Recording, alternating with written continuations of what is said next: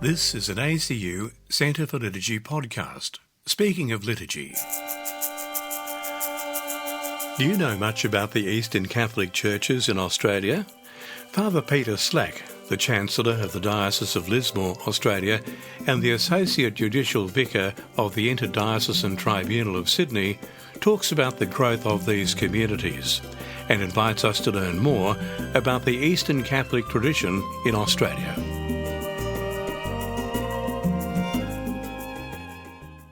Pope St. John Paul II had a very powerful image to describe the relationship of the Western and Eastern Christianity. He said the Catholic Church breathes with two lungs. And who could not have been moved by the images of the leaders of the Eastern Catholic churches in prayer during his funeral? Until fairly recently, the Catholic Church in Australia comprised people mainly from an Irish Catholic background. But this all changed after the Second World War as migrants from Eastern Europe and later the Middle East came to Australia. And many belonged to Eastern Catholic churches.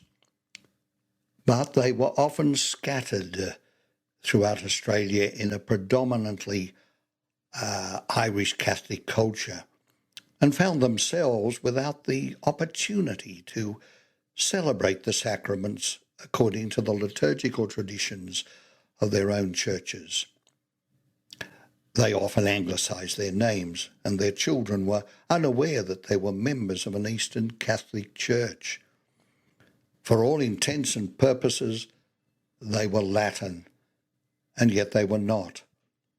Even today, this reality remains a challenge. I think about 1.1% of Catholics in Australia belong to the Eastern Catholic churches, with the five largest Eastern Catholic churches being the Maronite, the Melkite, the Ukrainian, the Chaldean, and Syro-Malabar. The last church is from India. The others are mainly from the Middle East. Each has been organised with their own diocese, they call that an eparchy, and their bishop called an eparch, and they are members of the Australian Catholic Bishops' Conference. As well as these five Eastern Catholic churches, there are also four others that have clergy resident on Australia. The Armenian, the Syrian, the Coptic and Russian Catholic churches belong to this category. As well, there are other Eastern Catholics without priests. I think there are about 93 parishes belonging to Eastern Catholic churches here in Australia. Pope St. John Paul II reminded us, where in the West, he said, there are no Eastern priests to look after the faithful of the Eastern churches, then Latin ordinaries and their co-workers should see that these faithful grow in awareness and knowledge of their own tradition, and they should be invited to cooperate actively in the growth of the Christian community by making their own particular contribution. We must support them to grow in their tradition. It was pleasing to see that at the recent Plenary Council Assembly, the clergy and lay faithful of the Eastern Catholic churches were present, and we were able to take part in a liturgy celebrated by one of the eparchs. We have to admit that very few of us know very much about the Eastern Catholic churches, even though many are neighbours, fellow workers and students. But modern means of communication provide a rich source of information, and another important place is that of our schools.